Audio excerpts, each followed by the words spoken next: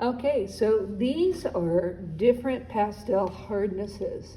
And so their chart lists them from soft to hard. I have a little bone of contention with them when it comes to some of the ones like Mount Vision that they classify in the harder section. I think it's actually softer, but we'll get into that. Now, the harder the pastel, the more square the shape will be.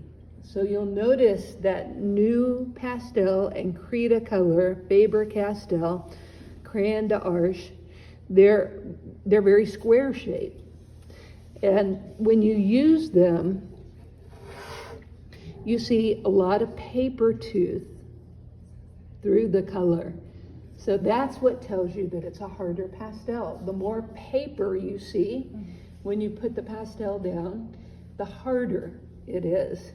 So as we move up to, these are medium hard, you have Rembrandt, Art Spectrum, and up here is Mount Vision.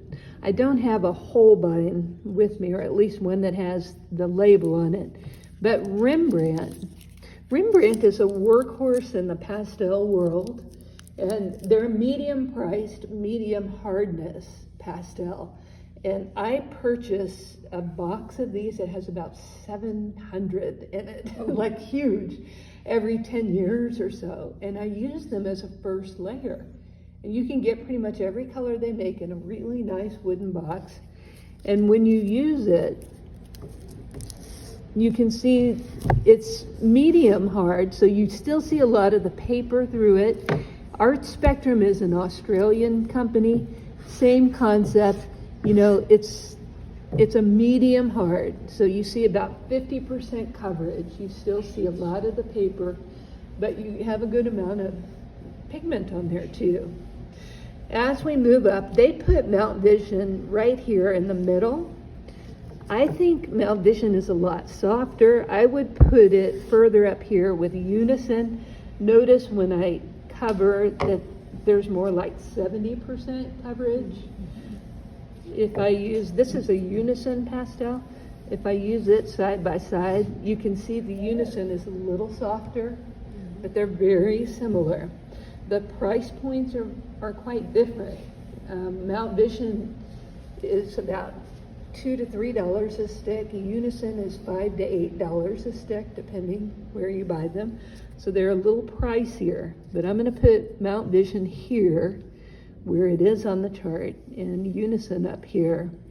In the middle, we have Daler Rowney, Diane Townsend, Terraget, and Terry Ludwig pastels. So I have a few of these. I don't have all of the brands, but we'll start off with Diane Townsend. Diane is an artist, and several of these, Terry Ludwig, they're artists, and they're artist-made pastels. So when an artist makes pastels, they usually make them with much better pigments, much purer, richer color, very little grit in the pastel that rips the paper. Diane Townsend makes these very interesting shapes, and her darks are to die for. If I could get Santa to bring me anything, it would be a set of darks in Diane Townsend. They're just delicious. Terry Ludwig too, they're beautiful pastels. They have nice coverage. They're a little softer than some of the harder pastels. As we move up to the softest pastels here, there's Great American, which I have a Jack Richardson here, which is similar to Great American, and Sennelier pastel, and Schminky. I don't know where my Schminky went. I used to think, I know Schminky sounds like something obscene, doesn't it? Is this Schminky? No, this is Sennelier. I looked it up, and Schminky means lipstick. Here's the Schminky. Schminky is German. It's a German company. These are the softest pastels on the market. What's nice about these is they will cover all the other pastels. So they are very soft. They're powdery when you touch them. Like Sennelier, they mix talc in with the pigment so that as you're painting, it gives you excellent coverage, but it'll also fall apart in your hand, so you want to be careful. I leave the wrapper on with these because of that. Richardson is a very soft pastel. It's similar to Great American.